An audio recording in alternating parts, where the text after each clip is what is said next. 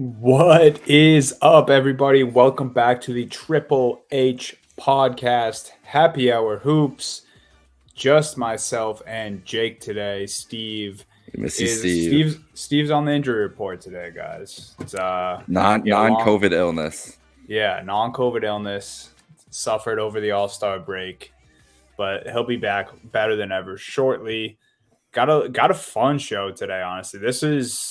This is probably the best time of year for basketball fans post All-Star break. We're going to keep calling it the second half of the season because that's just easier. That's what it is in all of our minds. And then maybe it's not even like the second half of the season. Maybe this is just like the start of the actual season. Because this is like we were just talking about beforehand now, like all these games have stakes pretty much from now until April for every team, whether it be for the top seeds in the conference, your Boston Celtics and the Milwaukee Bucks and, Philadelphia kind of creeping around there, whether it be to avoid the play-in both these conferences, the West much more than the East right now in general, or these teams that are going to be tanking for a generational prospect. Like these games are meaningful all over the place, and it's going to be one of the craziest finishes I think we're ever going to have seen, at least in our lifetime, because usually it's a pretty dull race to the finish. But with the adding of the play-in and seeing the way the league is broken this year, it's going to be like, I don't know if we've ever seen anything like this yet.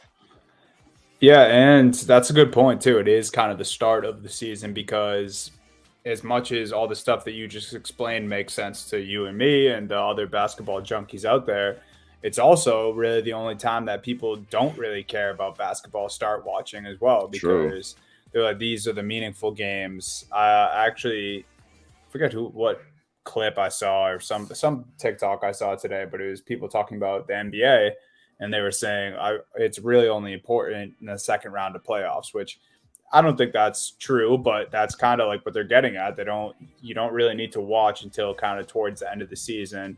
And to some degree, I can agree with that. So, yeah, let's call this the start of the new season here in the NBA. March Madness right around the corner. We got some exciting news to go over today. A little all-star cleanup we'll break down, power rankings, talk about most of those teams Jake just mentioned there. And then we're going to start a little new segment here. Playoff atmospheres, kind of just looking forward at some upcoming big games, big matchups, give our thoughts and in the meaningfulness of all of those games. So we have a few of those, and then we'll end with a this or that back this week. This or that. Jake, I just think of that one song. I can't remember. It might be called This or That. Honestly, I can't remember what the name is. Where are we starting, Dunny? Sorry. No, you're good. We're at Bev. He's heading home. First bit of news here. Patrick Beverley is going to the Chicago Bulls. How about interesting. That? He said his options were between Chicago and Golden State, which kind of crazy to even try to picture Patrick Beverley on the Golden State Warriors, but we don't have to do that because he's headed to the Chicago Bulls. You're sharing a city with Patrick Beverley now, Jake. It's kind of lit, honestly. Yeah. There's nobody else. That'd be a great NBA superstar to run into like randomly in the city of Chicago, because I feel like he would be so down to just like listen to whatever you want to say. And I'd have some good. I'm gonna have to start thinking about that. Maybe we're gonna have to think about that here. Like, what question, if I see Patrick Beverley somewhere in Chicago, what would be the question I would have to ask him that wouldn't get him like on his bad side? Actually, maybe just toe the line. Maybe just think of it. I just took a sip of red wine here. I'm pretty tuned into the Pat Bev pod. I know he does love his wine guy. You could ask him his favorite type of wine. I could ask him. I would want to ask something. Now that I'm thinking about it, I'd have to ask something about LeBron too. What is there any memorable time drinking wine with LeBron? We could introduce both those. I'm sure that they had some good wines together at some point. Could be. Hard-hitting questions.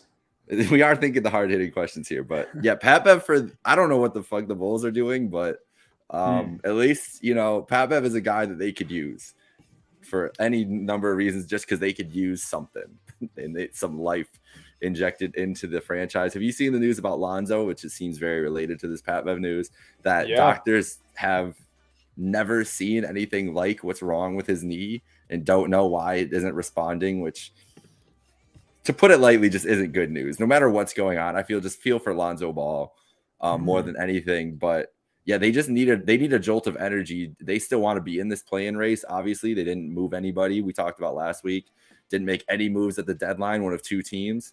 So clearly they think this roster right now is good enough to make a play-in because they don't really have another option. And I think adding Pat Bev helps with their depth at point guard and just getting a veteran in there. They released Goran Dragic, I believe, right, to take him out of there. So they really want the defensive side of the ball too. And honestly, if you look at the defensive rating for the Chicago Bulls, you believe it or not, right now into the All-Star break, they're number 7th in the NBA. They've been a solid defensive team. It could be an aberration as we're coming into. We got to think of whatever this real NBA season, this post All-Star season that we're going to brand this is, whatever it's called. But this is when it's going to be real, and they want to double down on that defensive side of the ball and maybe hope that the trend keeps up. And Pat Bev's that guy. And also they probably thought they were getting Russell Westbrook, and then the Clippers finessed it. So this is a good follow-up for it. Yeah, no, that's a good point. And it is crazy. Like, I didn't think they were that good defensively, but I knew they kind of honed in a little bit and were getting better. It really is just that they're that bad offensively and have been that bad as of late. Man, it's tough. It's tough just because it's the thing we've been talking about. We talked about a lot with them that could happen. DeRozan and LaVine just don't really mesh as well together. And it was great last year when it first started. Like, they first started out and teams were like, oh man, what do we do with this? And then teams kind of figured it out. Yeah, and I mean, it does kind of probably have to do with them having no Lonzo Ball. Like, they don't really have a guy who sets the pace. They don't have a guy who's a dynamic playmaker, which I don't think Pat Bev is a dynamic playmaker, but he'll definitely help in that area and just being able to push the ball. But yeah, I mean, Vucevic getting older and him really not having much of a game other than being pretty dominant on the block. And then just the shooting around them has been so bad this season. I think they're one of the worst 3-point shooting teams in the entire league, which, Rosen's not a 3-point shooter at all, but you figure some of those other guys would string together some good shooting performances, but it's just been bad for them. I like the addition, all the things we talked about, energy. This will probably be one of the most meaningful finishes to a season for Pat Bev in his career. I mean, it's where he grew up, where it all started for him, and he gets to go home. And one of the things he said on the Pat Bev pod was, and I've seen people kind of taking this out of context, he called the East weak. And I think he said that right after he said, I'm trying to, help the Bulls make a playoff push. So I think he was referring to like the bottom half of the East. I don't think that was any shade at Boston, Cleveland, Philly, Milwaukee. But obviously people are going to clip that and take it how they will. But I kind of can agree with him that, that's his goal if he wants to get this team or help this team try to make a playoff push. I mean, I think they have the talent to do it. It's just really them trying to figure out what we've all been trying to figure out all season. Like, what the hell is actually going on in that locker room? What needs to change? Yeah, he might walk in. He might have walked in day one and been like, oh man, this ain't good. Like, yeah, we don't know what kind of situation he's actually running into there in Chicago. It's a great point. Yeah, so we'll see. I think collectively we kind of like the move here. Happy Hour Hoops approved. Maybe Jake will run into him and ask some LeBron and wine questions. That's the goal. But stay tuned. We'll keep you guys updated if that happens. Then another point guard. You already mentioned him. The Bulls may have struck out trying to get this guy, Russell Westbrook, to the Clippers. I thought he was a free agent for a little bit too long for my liking. I was surprised he wasn't scooped up earlier. But obviously, things need to happen. Deals need to be discussed, moves need to be made, clear space and stuff like that. But Russell Westbrook going to a team that people already considered a true contender in this league this season. I mean, we talked about how well Kawhi and PG have been playing kind of as of late, and now they add a guy like Russell Westbrook. What was your initial reaction to this? Well, just the fact that Paul George and Russell Westbrook are going to be back together and how effective they were as a duo, and we just know that they were boys. Like we knew that they were boys. They really got along there in OKC. So seeing them back together is good. I'm happy for Russ more than anything. I think that Lakers situation was just taxing for him, and it wasn't what he wanted it to be, especially playing like, he grew up a Lakers fan, grew up loving that team, and just, you probably have some sort of expectations your whole life about what it would be like. And I can't imagine that's what it was. So the fact that he gets redemption, gets to stay home, he doesn't even have to move. Literally doesn't have to uproot his life or anything. And I think why it took so long is I think this is more of the players getting what they wanted in Los Angeles more than the front office. That was the talk of why they didn't initially right away bring Russ in, I think, was that it was really Paul George, and Paul George, as much as anybody else, pushing to have this happen. And maybe, I don't know what the issue would have been with the front office. They didn't have any point guards. So probably just doing your due diligence, what happened in LA that it went so wrong that they were just willing to throw you away for a trade. I think that's a valid question for a front office to ask before they really give him the keys to the franchise. Like, he should and is going to be the starting point guard for Paul George and Kawhi Leonard's maybe their best chance at a title together for this team that we thought was going to be a title contender for years and years and years. So it's kind of crazy that it ended up Russ being that guy, but I feel like he's kind of the perfect guy. We've seen him do it with PG. I think that those off with Kawhi off the floor, having those two in a set together, you feel like you can have an elite offense still. And this is a team that's been playing well, even without Russ coming into the break. So yeah, I'm just happy for him. And I think it's probably the best situation, way better than being in Chicago. That's for sure. And I feel like the Chicago thing was more them pushing to get that. And his first choice had to be the Clippers. And then maybe Chicago was after that. Yeah. Yeah. I mean, the PG thing is just the thing that everyone, like the Clippers in general, Paul George himself, and then the fans should be excited about, because you just mentioned it. Like, these two have played together. PG, I'm sure, was the one clamoring for this to happen. And let's not forget, Paul George was in the MVP conversation all year in that 18-19 season with the Thunder when he was playing alongside Russell Westbrook. He averaged 28, 8, and 4 with 2.2 steals a game that season. So not bad. It's safe to say Paul George likes playing with Russell Westbrook. And yeah, the most wild part to me is that remember, I think when Russ re-signed, or one of them re-signed, they were at like a party, or I don't remember what it was. When Paul George got traded, maybe they were at like a big party, like the club. Yeah. When they were at a party for Russ re-signing, or for Russ's triple-double or something like that. Like, even to the very end, it was like they were tight-knit. And I think from a point of it too, when I remember looking back at those stories, all the reporting for when Paul George got traded and Kawhi signed with the Clippers and everything, that Russ kind of understood. Like, he understood PG was going home. And now they're both kind of it's just like kind of poetic that they just get to reunite later on after that, because it's like they were so close. Like, clearly they had an impact on each other. But keep going. Sorry about that. Yeah, no, that's a good point. And yeah, I'm sure, maybe that maybe even made it easier for Kawhi to be on board too, because he was like, oh, Russ was, kind of understanding when you came to LA with me for the first time. And now these three can be kind of a big three with already, I've been saying it all year. I think the Clippers have the most depth in the league. I think Boston and Denver is close, but I still think it's Clippers who have the most depth. And I thought that when they had John Wall and Reggie Jackson as their point guards, and then at the deadline, they turned Reggie Jackson into Bones Highland, who I think is, maybe a slightly worse floor general. He's a little more raw than Reggie Jackson, but he's clearly just eye test a much better talent and probably going to be a better offensive player, once it's all said and done. So you have the youth there. You have a guy who is a little more willing to score, can kind of create his own basket. And then Westbrook to John Wall at this point in their careers is a massive upgrade. And I mean, you mentioned it too, like just the energy that Westbrook's able to bring.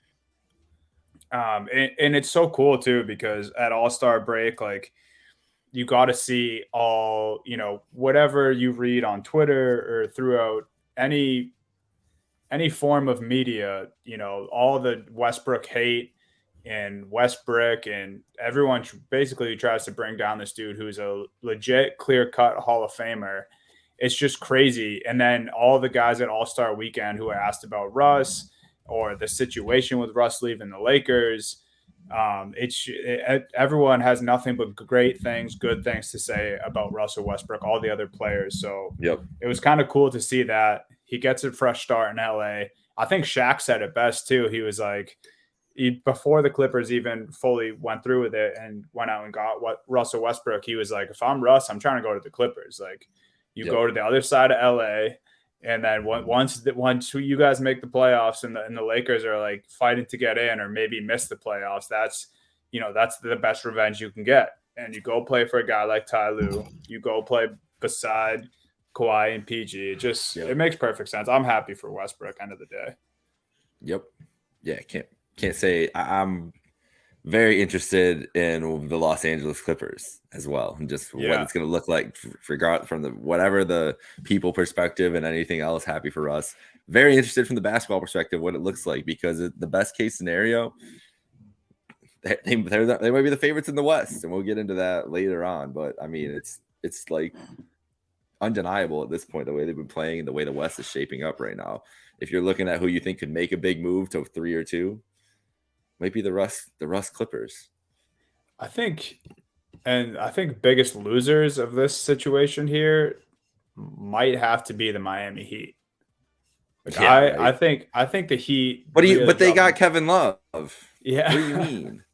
That's the other news and note, I guess, is that the Cavaliers bought out Kevin Love, and he will sign with Miami Heat. Kevin Love's been posting some shady stuff. He posted Drake lyrics, tables turn, bridges burn, you live and learn, which seems to just be what happens when you leave the Cavs, because Dan Gilbert likes to kick you on the way out, most likely. Which is not surprised there. But I will say Bill Simmons led rhetoric about Kevin Love going to come back, and just like the talk. Here's the thing is what bothered me the most about it. What I've heard from a lot of people that's bothered me about the criticism of the Cavs letting this happen is people are just thinking that the hand injury is why he got released, that his poor shooting since the hand injury happening is why he got, bought out, and that the situation didn't work out. No, the shooting is one thing. If he could shoot, fine. He'd be more useful. He is a nothing defensively, Dunny. Like literally, he cannot guard a soul. And I don't know how that's going to help in Miami, unless they just think he's another shooter that maybe that they can, revive for a couple playoff games in a scenario like just, that's what they can use it for. Maybe he has one of those performances shooting the ball, but defensively, he cannot be on the floor in these situations. And the Cavs have really liked going small recently. They've gone a lot of Allen and Mobley splitting time at the 5 and playing their Okoros and their Leverts and their Stevenses at the 4s. And it's been working out for them. They've been on a pretty damn good run since they started doing that. And I think that that's the biggest thing with Love is like they didn't feel like they needed that insurance. And when he's on the floor, he just can't guard anybody. He can't guard anybody on the perimeter, and he's not strong enough to get big. So get some rebounds still and everything. But it's kind of like a Hassan Whiteside situation at this point, and that's why it's hilarious that Miami is going to get him. That's why it's so funny. Like they're falling for it again. They're falling for this empty stat guy right now that really can't do anything defensively, and I think people will figure that out really quickly. Yeah, it just I figured he would land, but I thought it would be with a better team, at least right now. I thought it would be LA or Portland, honestly, no matter what. Yeah. Yeah, and he's trying to make the best of it. He's going back to number 42. I like K-Love, but love the guy. I think it's a lateral move at best for the Miami Heat, though. I don't know. I mean, I guess they were playing Dwayne Dedmon some of those minutes for a while there, so maybe they just wanted more shooting on the floor. I don't really know what their thoughts. I for one just still think it's crazy that they couldn't get a deal done with Russell Westbrook. I think if I could have, obviously the Clippers, it's just kind of adding more luxury to what they already had. But if you were going to, I mean, we talked about it all the time with him and the Lakers and kind of why it didn't work out. They had no shooters around him, and him and LeBron were trying to do the same thing when they're on the floor, and it just didn't work. Like think about all the shooters on this Miami Heat team. You throw Russell Westbrook on the floor with Max Strus, Duncan Robinson, Tyler Hero, like some good things could happen with that group. But again, Miami Heat, says they're in on everyone. Hey, no, they wanted Kevin Love. Don't get anyone. Whatever. End up with K-Love. He's going back to number 42. We love it. Happy for last bit of news here. Hawks, right after they cleaned up All-Star Weekend, they fired their head coach, Nate McMillan. He's out the door. Can we go back to the podcast? I don't know which one it was, but there's a podcast that we did 2 months ago, whenever the first Trae Young thing came out. And we read that Athletic article and we're like, he has issues with Nate McMillan. Jacques Vaughn got fired. He didn't show up. He didn't show up to the shoot around and then didn't show up to the game and everything. We're like, seems like Trae is trying to get into power struggles. I wonder who's going to last out of this. Will it be Nate McMillan or Trae Young? And look at that. Like, I know we said this was inevitable after reading that. We were like, there's no way it doesn't happen. And here it is, right after, literally, they planned it. Like, they were like, let's see what happens, get to the All-Star break, and we'll talk again. And then we're like, can't do it. Yeah, it's crazy, man. Like this, I think this nucleus, this era of the Atlanta Hawks is probably over as we know it. I thought for the longest time, and the Atlanta Hawks tried to make everyone believe for the longest time that John Collins would be the first of this group to go, but turns out it was their head coach, who I think McMillan's been getting a bad rap, not only this season, but last season, basically since all the Trae Young, Nate McMillan drama started. I think Nate McMillan's a pretty good coach.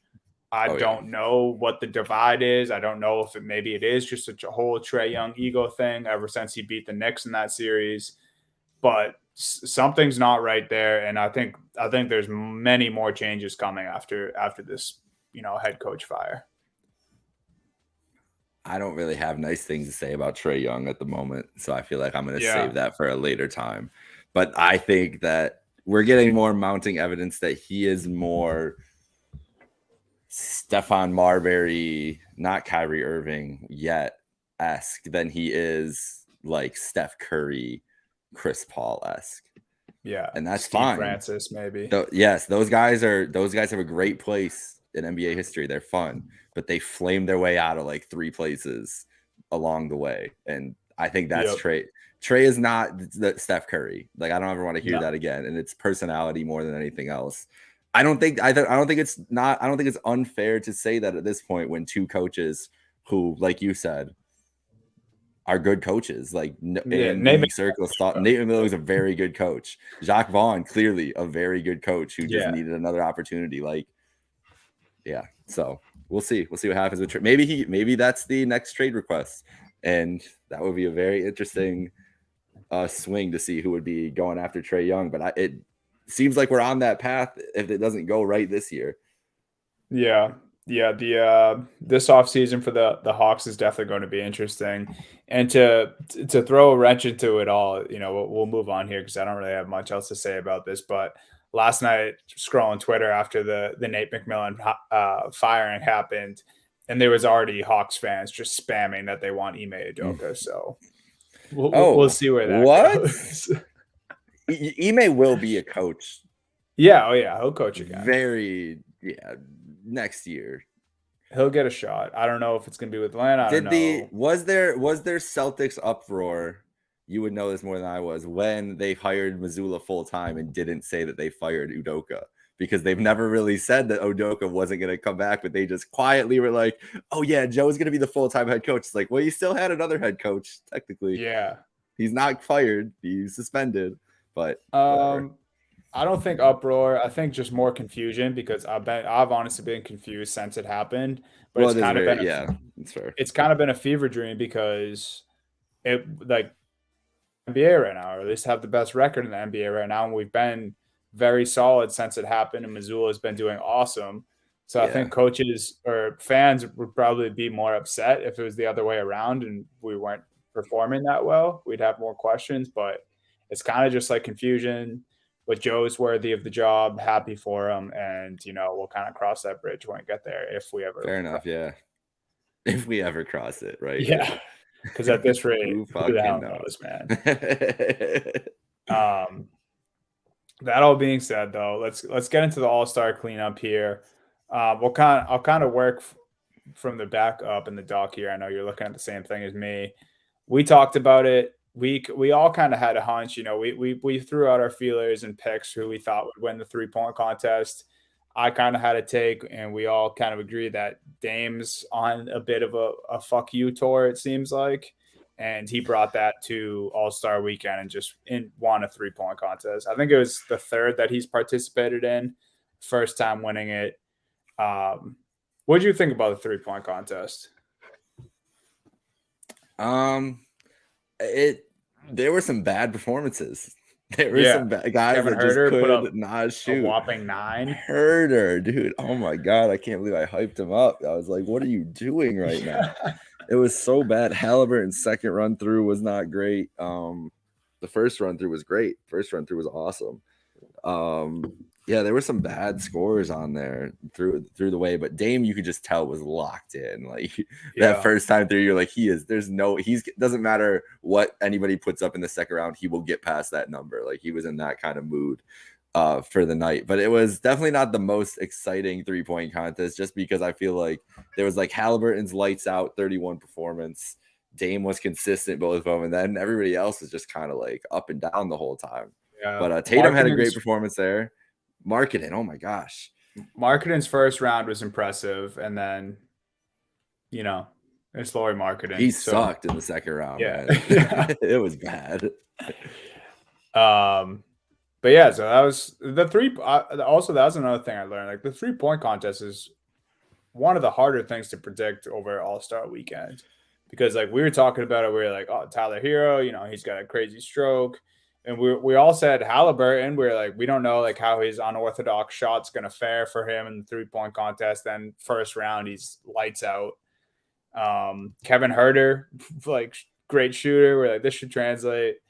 You know, Tatum did all right, but was pretty underwhelming. And then the next day, he's hits 10 threes in the actual All-Star game. It just, the 3-point contest, it kind of just, it must just have to do with feel and like flow, I guess. Obviously, that's important to shooters, but definitely one of the harder things to predict. And just knowing where you need that money rack too, because some guys did not know where they needed the money rack, and that's what pisses me off more. It's like, really, bro, you went 4 or 5 on this random one, then you get to your money rack and you make 1. Like you clearly had no idea what the fuck. You were just like, put it there.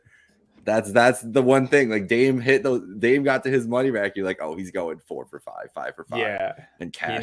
He knew what the hell he was doing, man. Yeah, I will say Halliburton surprised me though in that first round, because I was talking shit last week. I was like, I don't know how that's gonna look, and it looked ugly, but they were going in.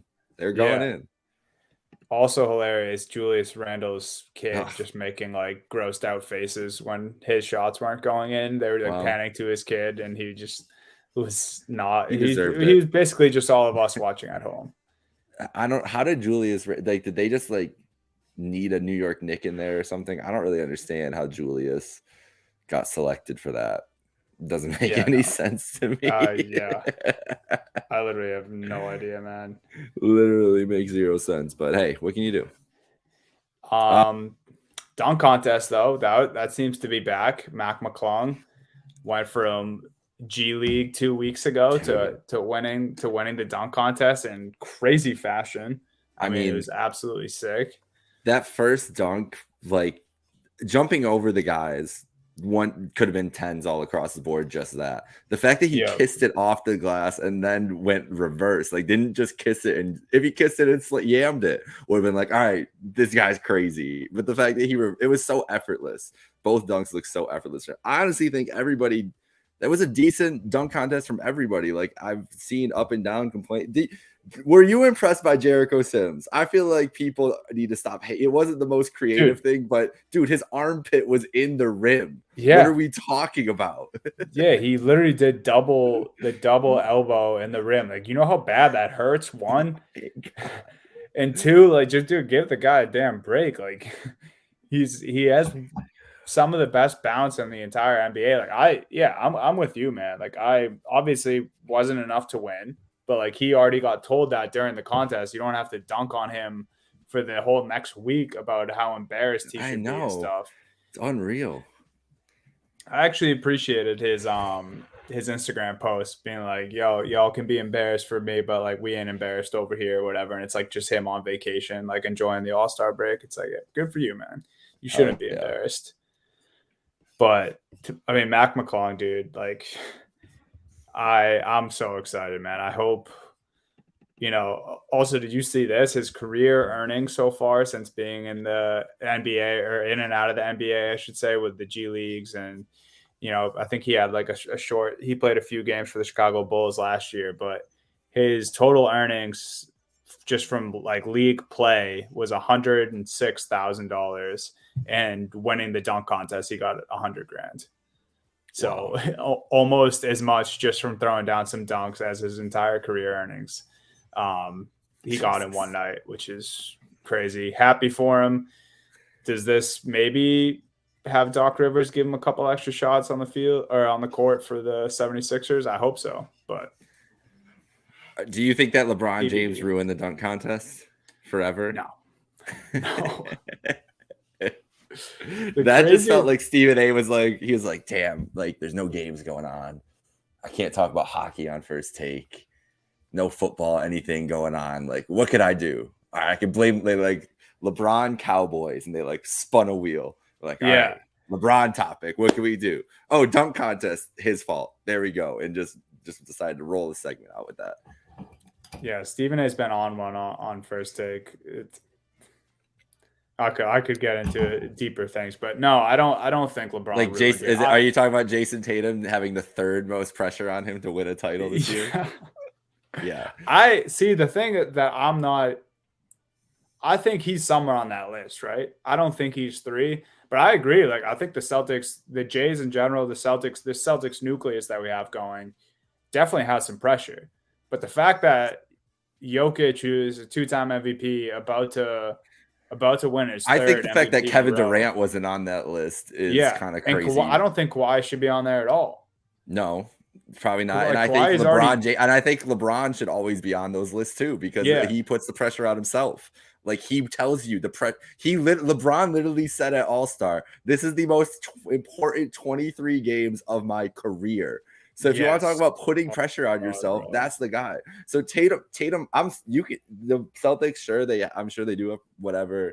There is a lot of pressure on them. That's fair too. But I don't think Tatum, like it's not, if he don't win the title this year, I'm not going to think any less. If they lose in the finals, people are going to have jokes. I'm not going to think any less of Jason Tatum as a basketball player. I'm going to think more of him as a basketball player if they make the finals this year. Yeah, and if they get bounced in the first round or something, then next year, like, fine, put him at the top. Do you want to know what's funny? I read an Athletic article today that was like who did they do? It was 22 All-Star, like, and 20 of the guys that were all like in All-Star weekend, rising stars, dunk contest, everything. There was like 22 guys total that they pulled for like a little quick league survey, and they asked about slimming the first round back to 5 games, trying to make it shorter. And the only player that had an anecdote that was with it was Jason Tatum, who's like 7-game series. That's a long time. I think we could do them with 5. I'm like, I'm sure you would have really appreciate a 5-game series, Jason. That's hilarious, bro. Hey man, that's a dude who's been leading the league in minutes since he came in. He's tired of this shit, bro. Hard fought series last year. He's been to the playoffs every year of his career, man. Makes sense.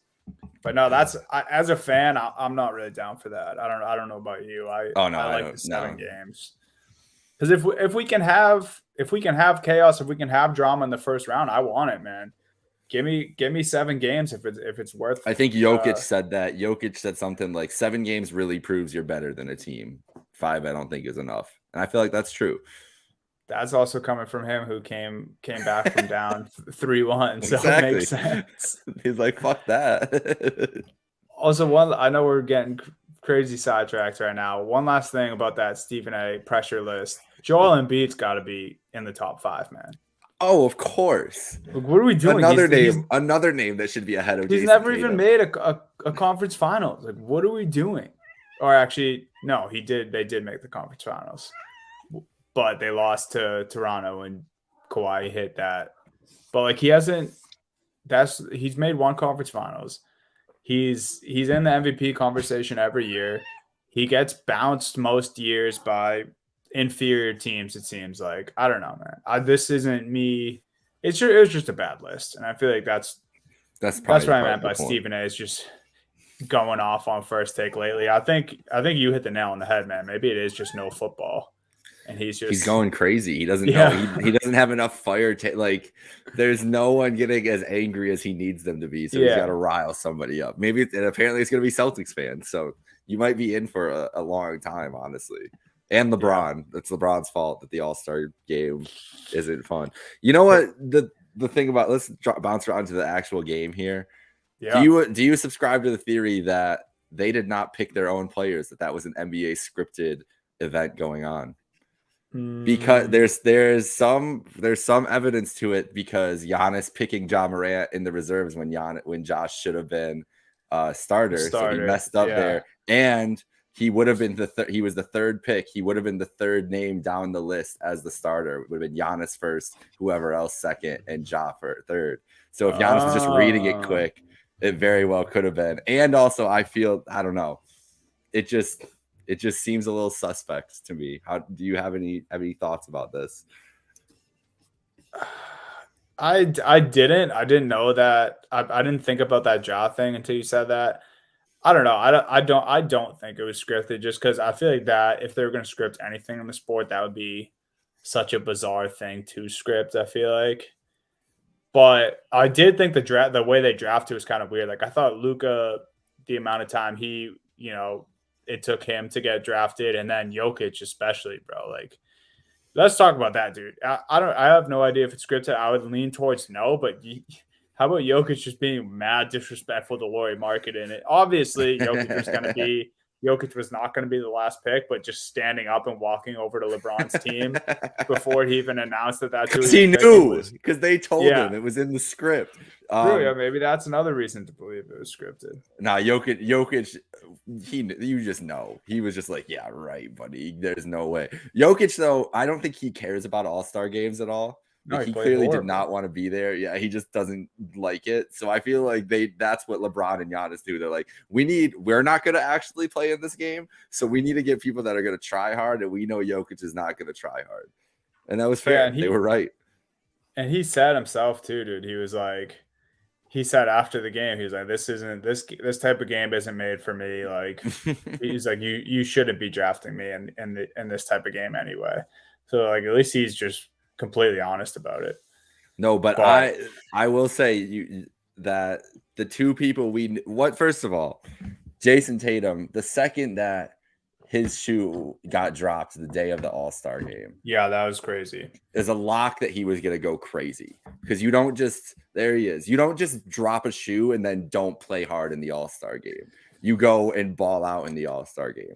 So we knew him, and we knew Donovan Mitchell was going to try to go off in front of Salt Lake City. The person I didn't account for was Jaylen Brown, noted very good friend of Donovan Mitchell, and noted, obviously, superstar running mate of Jason Tatum, being like, oh, these two are going to try to go off.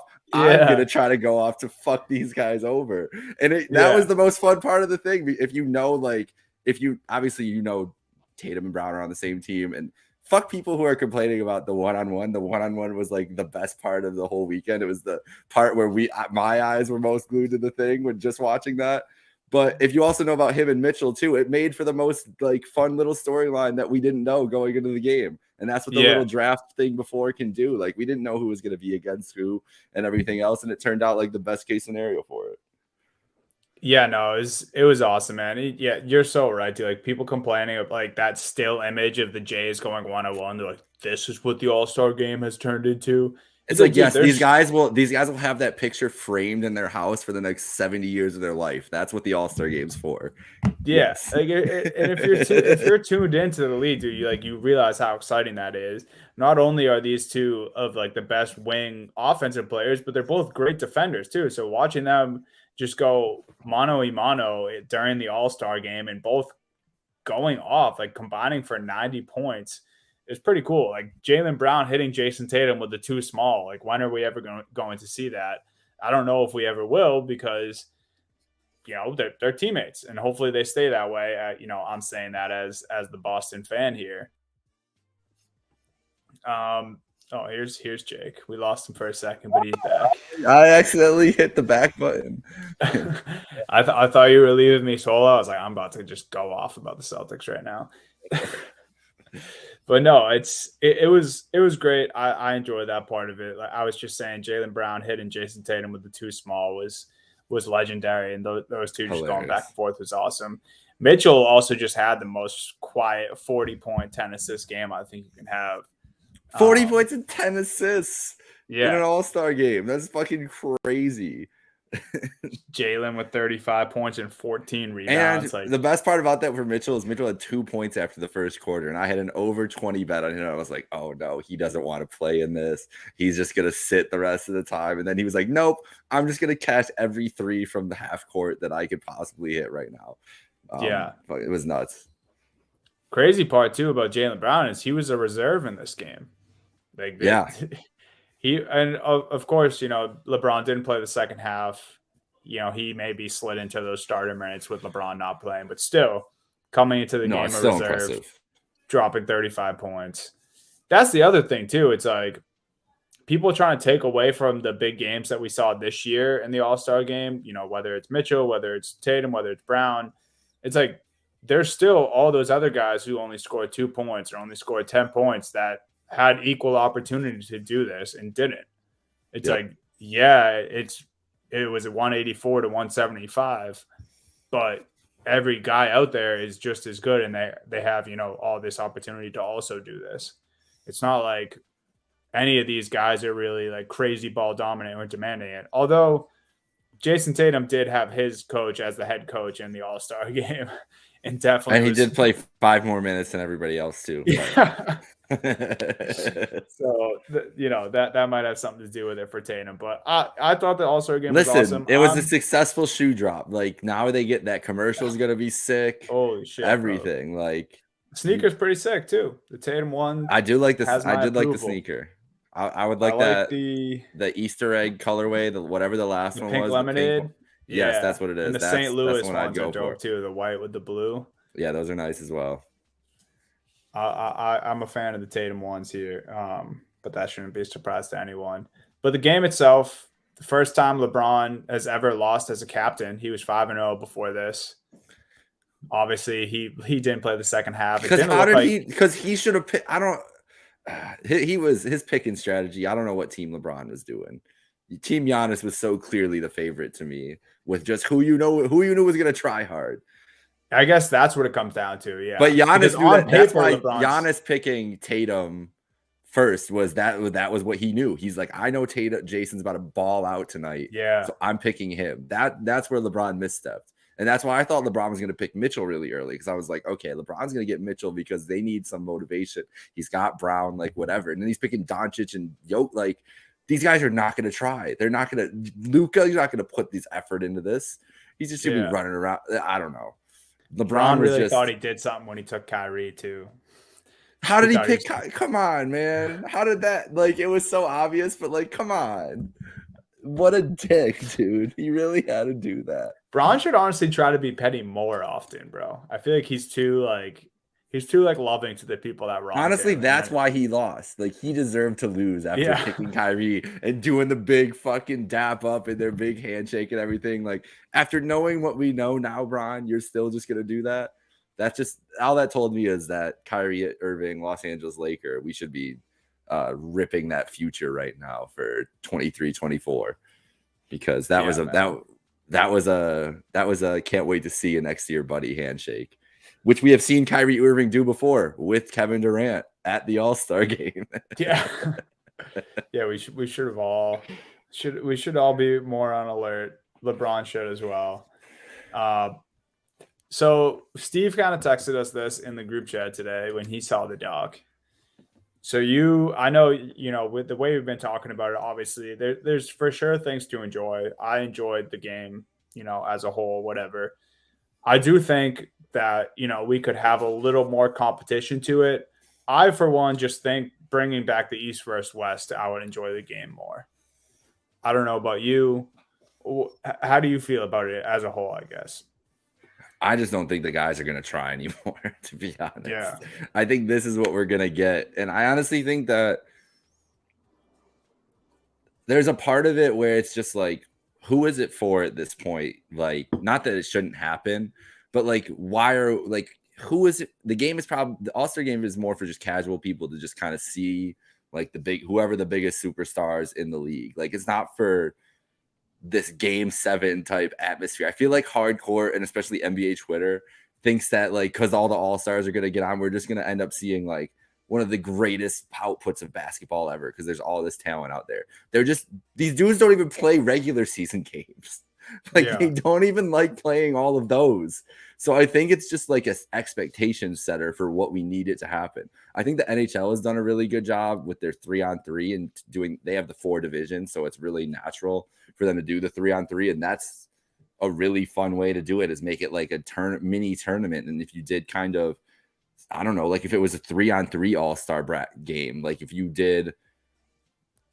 there's a way that you could up the people like from 12 to 14, you do 2 teams, 4 teams of 7 or something like that are just across the league or something. This is exactly the opposite of the East versus West. But I'm just trying to think of like something engaging. Like if people want something different, if it's just going to be a 5-on-5 game, East versus West, whatever else. I do like East versus West too. I think that I don't like, it's tried and true, very easy to see. Like I like seeing the visuals of the different conferences. I would just rather have them just go back to the home and away jerseys. Don't even need the All-Star jerseys, whatever else. I'm going to agree with that.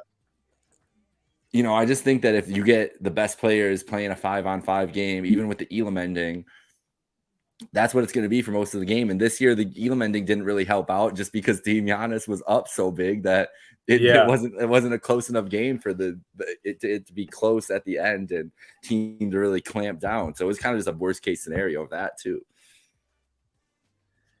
Yeah, you were kind of just waiting for Team Giannis to hit that marker at the end because, like you said, it not being close, you were just like, all right, well, this is, and that just gave an opportunity for Tatum to get to the 55 points. I feel like too, because Team LeBron, as much as Jaylen Brown kept wanting to get steals and get dunks on the other end, we were just like, all right, well, it's only a matter of time here before Team Giannis closes this out and gets the points, but.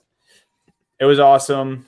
I agree. I think this is probably just going to be a debate going on here. I'm sure we'll see the same format forever. Every year. There's people complaining about the All-Star game. That's what I mean. Like, what do you guys want from it? You're going to complain every year? Just don't watch. There's other things on TV. Like people still enjoy it. Is ratings were down 27% though? It came out today. Yeah. So they're going to be some sort of changes coming forward. But it also hurts that just think about who didn't like. Giannis played one possession. LeBron playing only a half, really. No Curry, no Durant. Yeah. Like those are like, 2 of your biggest stars missing from the game and one of them not deciding he's not going to play in the game. So it's just, it wasn't the best case scenario. And Salt Lake City too. Like, yeah. You're not going to, that's not a huge draw for most. You ain't getting the celebrities like you would see if they were in Miami. You know, like that's part of the fun too, is seeing what celebrities are courtside, especially Saturday night. Right. And it wasn't as big of a group, let's say. There. Definitely not. Last thing. I mean, Tatum just making history was awesome for me to watch. 55 points, most in an All-Star game ever. 38 and a half. That was the most points in a single half in the All-Star game. And then 22 in a single quarter. That was the most in a single quarter for Jason Tatum. Double nickel in the All-Star game. Also hit 10 threes. Really cool to watch. Got the Kobe Bryant All-Star MVP trophy, which meant a lot to him, as he said. So, yeah, that part was cool. I really enjoyed the game. And we'll see next year. We'll wait for everyone to complain next year when we have probably something similar. But let's get into the power rankings. Let's do it. There they are. Bam. I don't think the Boston Celtics have moved from the 1 seed yet. I was going to go back if I had more time today. I'm going to do this, though. Look back and see how many place finishes we have and keep track of that before the end of the season, because I know the Celtics have nice. running this first place. Denver's sliding all the way up, and as you see, Jokic really did not like the All-Star game. That was my note here. The Bucks right there behind these two teams. They've just been hiding out all year there. Philadelphia back in the rankings again. They slide up to the 4 seed by notion of beating our number 5 seed, the Cleveland Cavaliers, right before the All-Star break. Thank you, Kevin Love, for your service. And then the Clippers and Grizzlies are the ones I gave honorable mention today, with the Clippers getting the nod. Can't give the Grizzlies the nod, just trending in the wrong direction. But I think we kind of talked about the Clippers earlier, the aforementioned Clippers, and why they're very primed to jump into this group if they have a good next 2 weeks. The next time we do the regular power rankings here, we'll have the Wemby rankings next week, which we're again seeing a week of basketball is going to be very fun for the Wemby rankings to see what these teams are really putting out there. But any thoughts or lack thereof? What do you have to say here for our power rankings? Honestly, it's just annoying seeing Milwaukee at 3 because we've been saying it all year, but they're the most boring good team. They're a sleeping giant. They really are. In a while. But yeah, Celtics, I think that they really need to keep their foot on the gas because Denver looks legit. I think, Philly and Milwaukee making some noise. Cleveland, that was a tough game against Philly. I know that you knew all 3 of us were watching that before the All-Star game last week. That was tough. But yeah, and Grizzlies, you know what I'm looking forward to actually on this power rankings is to see the Grizzlies even out of the honorable mentions next week. We need a new team to come in here, and I think the Clippers will be on this list of 5 come the next time we do a power rankings as well. Well, I hope not, because that would mean the Cavs are probably dropping out. So I'm hoping tomorrow, as we get into this, as there's our power rankings, and we can go transition into this quick right now because it works perfectly. Yes. First game in our new segment here in our playoff atmospheres, as we come up into the whatever we got to figure out with Steve what we're naming the second season here of the NBA. There are big games every weekend that are going to have huge impacts on the standings in the East and West. The East and West are so clumped together.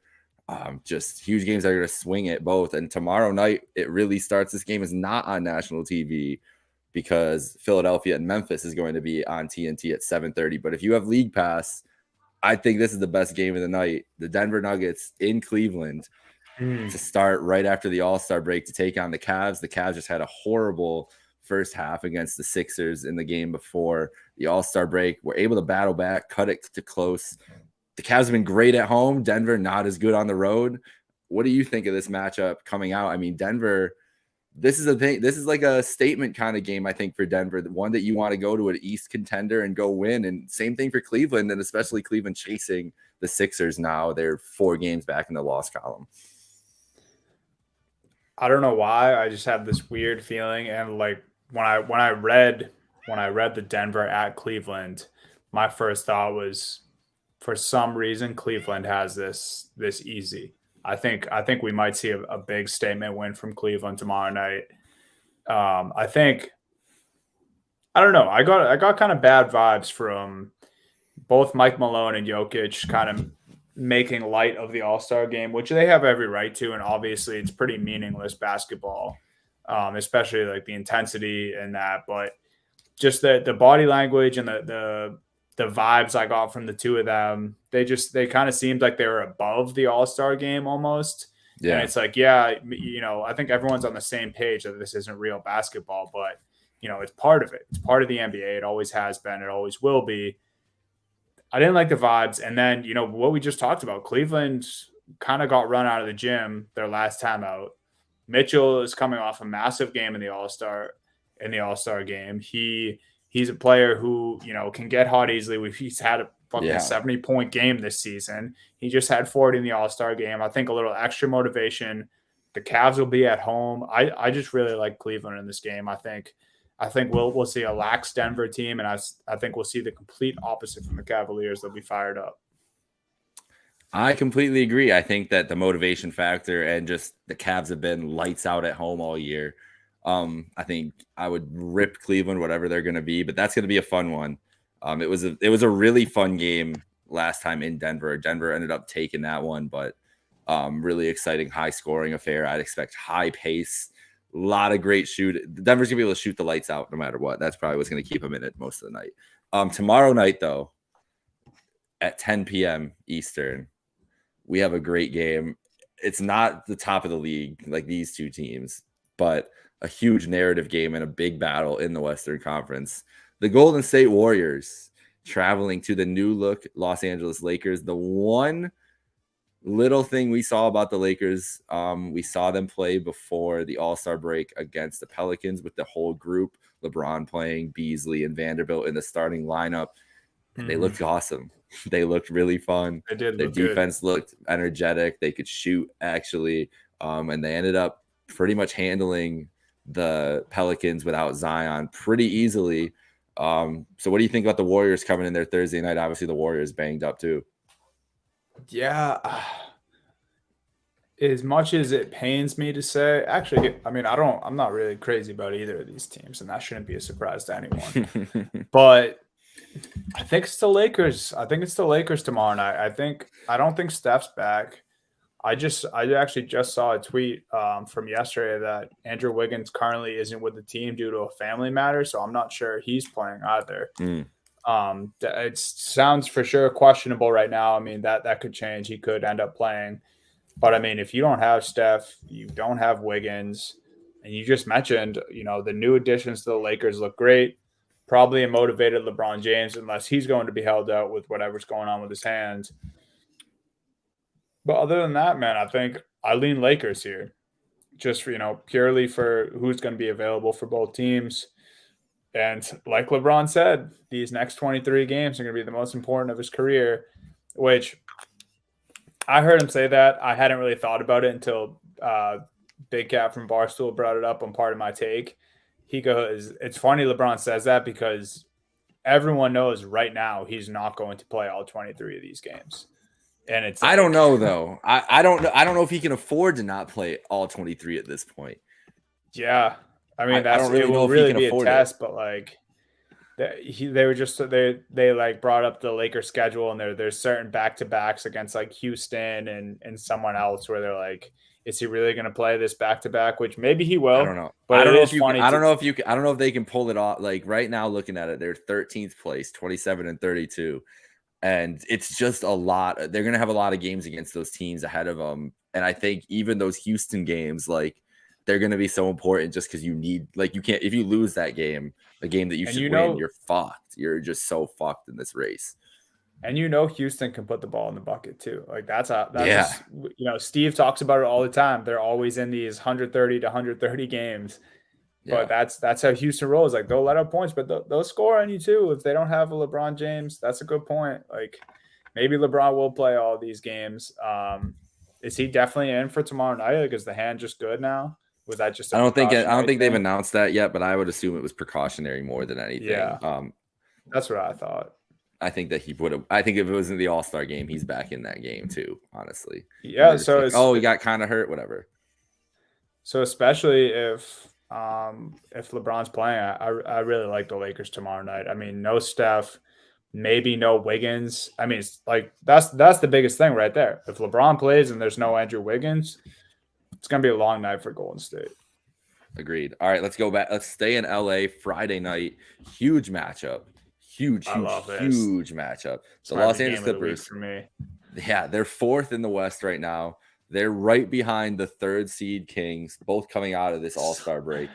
Wait, rewind the tape right there. Say that again. They're right behind the who? The fourth seed Clippers hosting the third seed Sacramento Kings.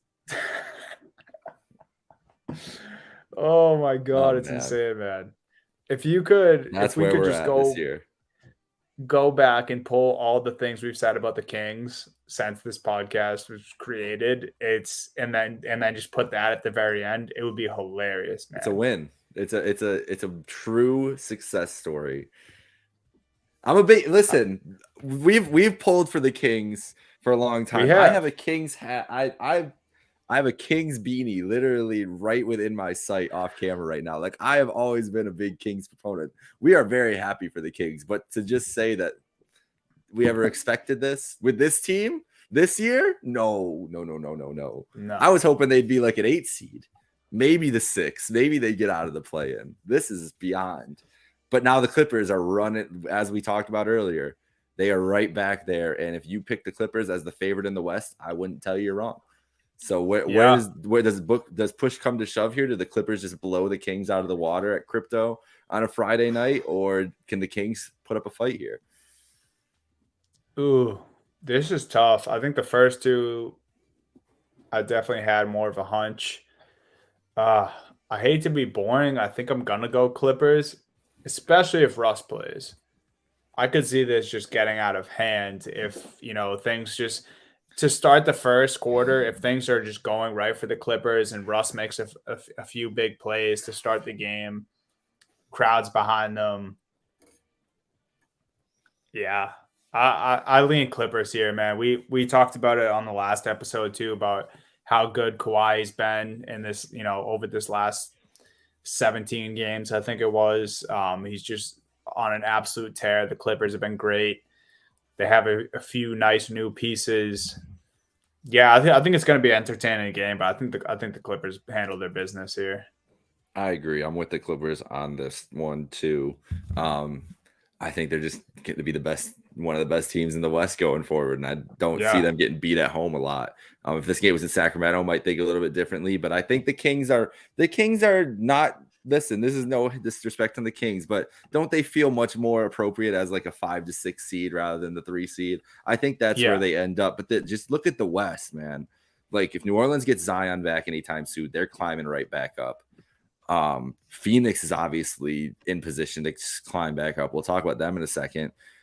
It feels like this top 6 is going to shift around. Top 7 even is going to shift around a lot, just due to the nature of who's coming back and everything else. And then I feel like you can kind of draw the line at 7 where they're at right now with New Orleans, Dallas, Phoenix, Clippers, Kings, Memphis, Denver, and then kind of shift down where it's Minnesota, Golden State, the Lakers, Utah, all those teams where they're in kind of the 2 tiers. I feel like we're getting that divide finally.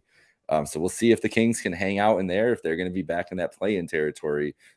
We'll find out a lot on Friday night, that's for sure. Let's go to Saturday night's big game. I'm sure the one you're looking forward to the most, Dunny. The Boston Celtics going into their second home, Philadelphia, taking on the 76ers. What is, like, when you play the Sixers at this point, do you even like think anything of it, or are you just like, they're good, but we know what's going to happen here?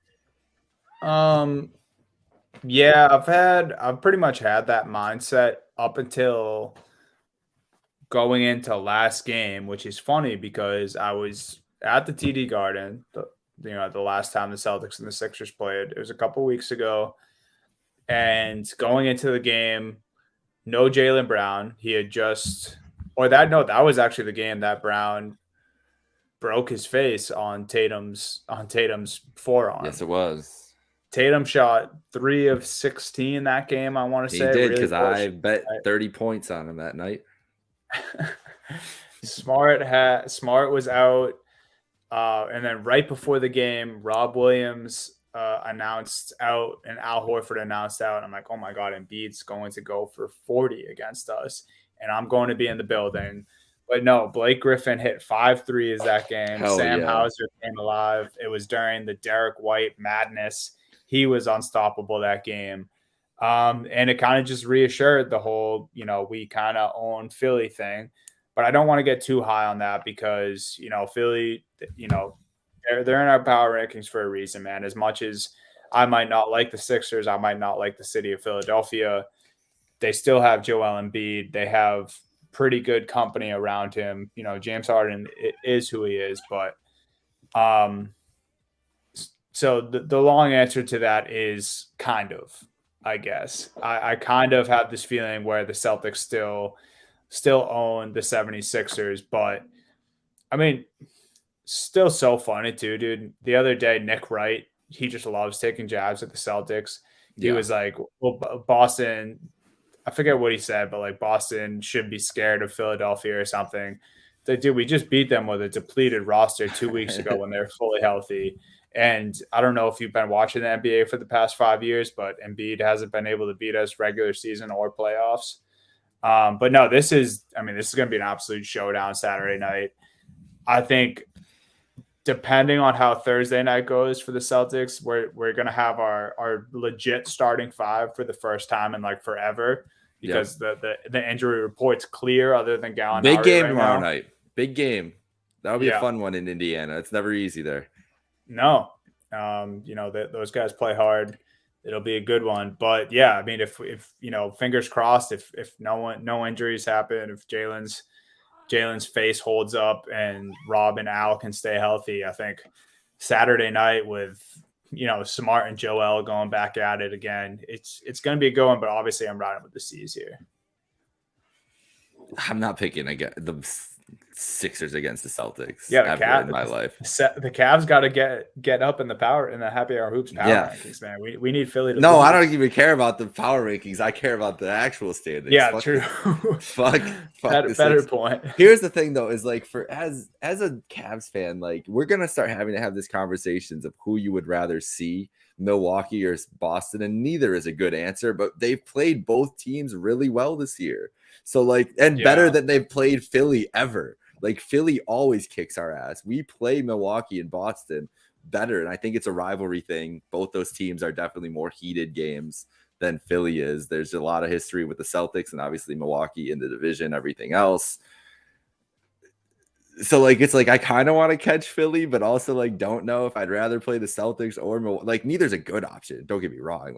Either way, I'm fucking horrified. And maybe that's what it comes down to is just play it, be in your best form no matter what. And if that ends up as the 3 seed, 4 seed, 5 seed, however it ends up, that's all that really matters. But it's going to be interesting. Even for the Sixers too, the Sixers got to be thinking about that.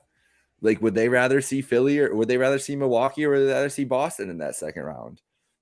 Because I don't know. I don't know what the answer is. That's the same thing for them too. It's a terrible situation to be in. Obviously, they're probably the 2 best teams in the league. But if you think you have a distinct advantage over one of those teams, you should probably do some stuff to get that matchup then. Yeah, that you bring it up because obviously the Cavs have the 2 Cavs games against the Celtics early in the season. I was lucky enough to be at the first one in person on my birthday. Obviously Cavs won in overtime, but it was, I said this to you right after, I think it was the day or 2 after, it was one of the best games I've watched. Yeah. Do you think those 2 games against the Celtics early in the season were the best 2 games the Cavs have played? Because I haven't watched as much Cavs basketball as you this year, but especially that second game in person in late October, that, the Cavs looked unbelievable in that game. Everyone was just on their game. Mobley looked amazing. Mitchell was fucking unbelievable. Obviously, Karis LeVert had a 40 piece. Honestly, that's just was kind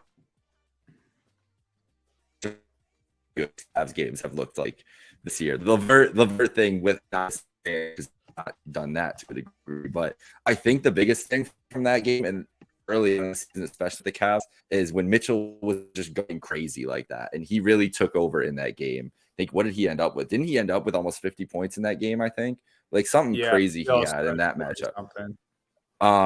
And it was just can he keep that up? Especially because Darius got hurt night 1, 2. That's the biggest thing is there was no Darius.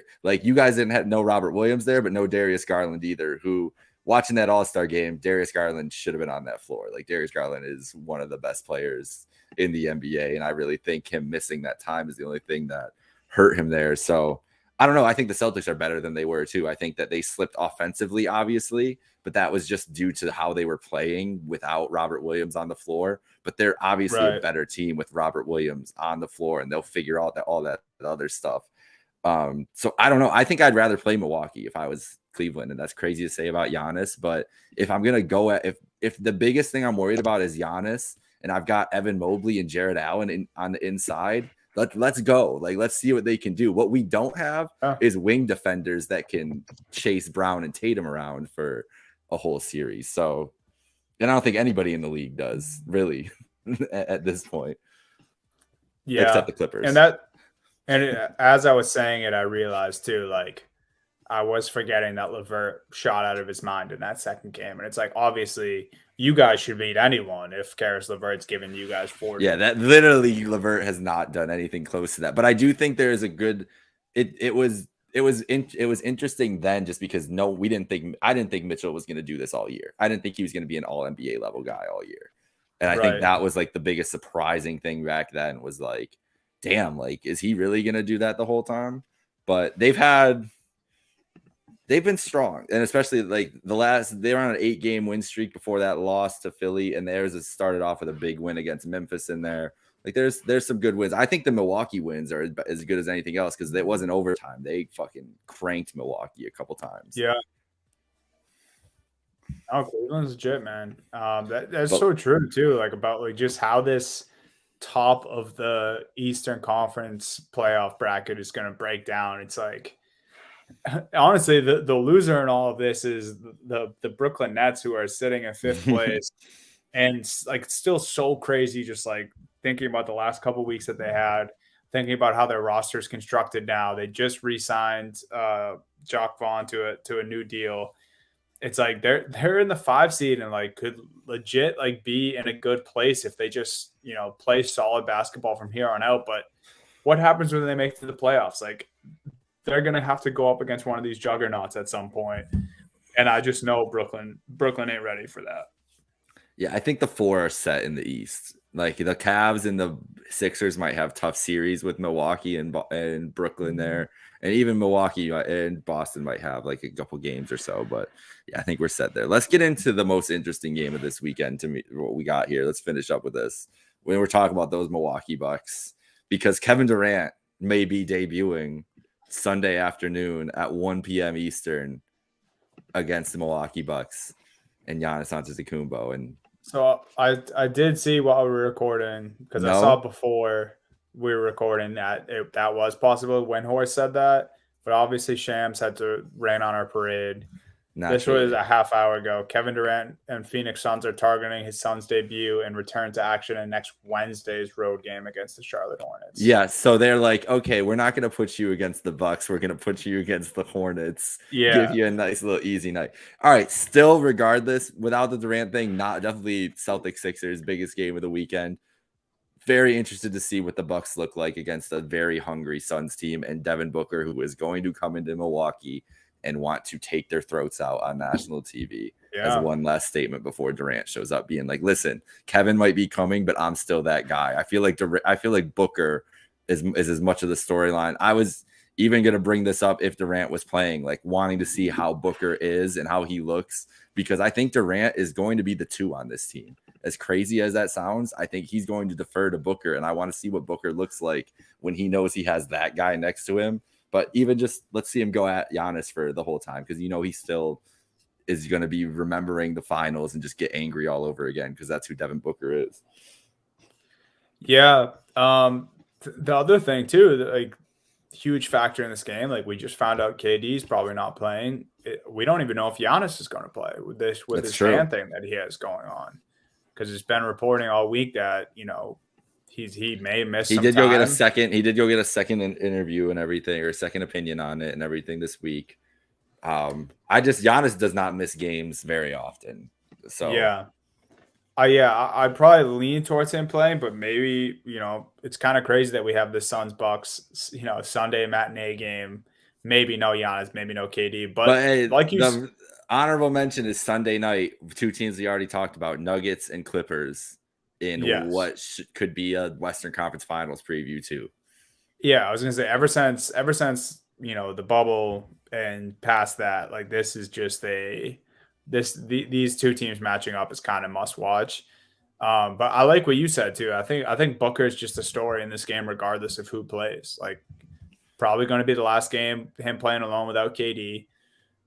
There's a chance for him to cement himself, make a statement game after the All-Star break, and then KD comes in to join him, and we'll see from there. But obviously, if they can take down one of the better teams in the NBA, whether Giannis plays or not, them getting a win over the Bucks would be huge. I'm probably, I don't know, man. maybe I think I'm going to stay leaning Bucks though, assuming Giannis plays.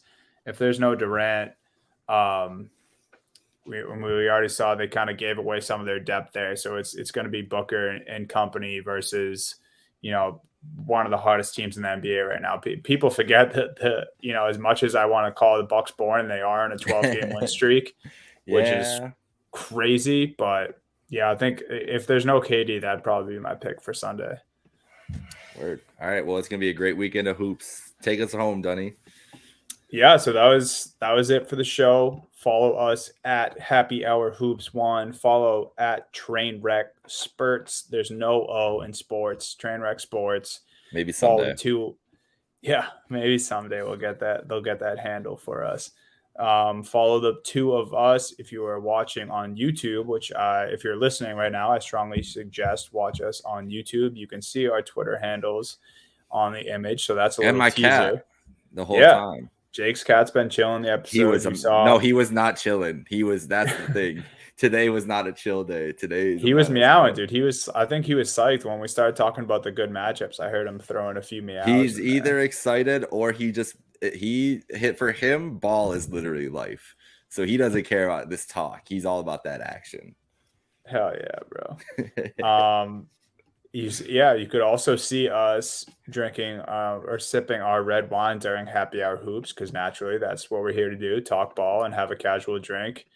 And maybe Jake, before next podcast, will run into Pat Bev in Chicago. It's my goal. So we'll see. Next week, we'll have some Wemby rankings back up. We'll do a this or that next week. And maybe hopefully have some more drama and news to talk about. But for Jake, myself, Happy Hour Hoops is done tonight. Until next week, guys. Later. Peace.